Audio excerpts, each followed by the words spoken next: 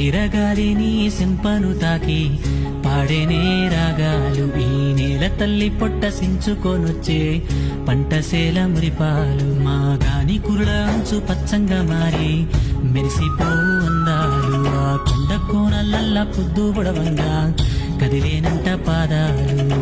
ఉన్న ఊరిని కన్నవారిని ఇడిసిపెట్టాడన్నా, కంటి పాపకను రెప్పవాలకుండా కాపుగాస్తాడన్నా.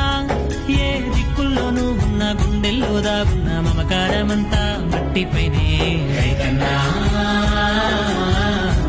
రాజు నీవేనన్నా, నీ చెమట సుక్కల బతుకే బుక్కేడు మెతుకులన్నా. ఓ రైతన్నా